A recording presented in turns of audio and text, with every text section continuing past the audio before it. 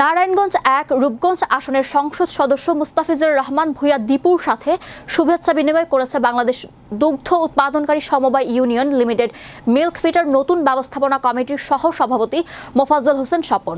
নারায়ণগঞ্জ জেলা প্রতিনিধি মাসুম মিয়া জানান, বুধবার দুপুরে গোলাকাইন্দালে অবস্থিত সংসদ সদস্য মুস্তাফিজুর রহমান ভূঁইয়া দীপুর নিজ বাসভবনে এই শুভেচ্ছা বিনিময় অনুষ্ঠিত হয়।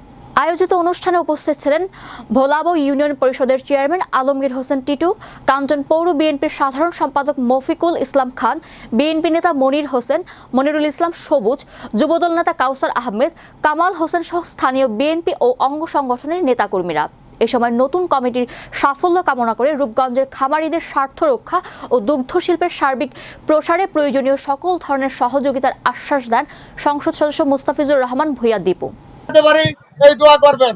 আমাদের সকলের প্রিয় সৌদি আরব যুবদলের সভাপতি ইভেন রূপগঞ্জের সবার প্রিয় মানুষ আমাদের স্বপন ভাইকে মিলপিটার দায়িত্বটা দিয়েছে। এই মিলপিটার মাধ্যমে রূপগঞ্জে অনেক বেকার সমস্যা, ইভেন যারা কাজ করে খেতে চায় তাদের পাশে উনি দাঁড়িয়ে উনি রূপগঞ্জবাসীকে সবসময় সেবা দিতে পারবে এরকম একটা সংস্থা দেখতে দায়িত্ব দিয়েছে। এর জন্য প্রথমেই আমি আমাদের দেশটা একটা ধন্যবাদ জানাই।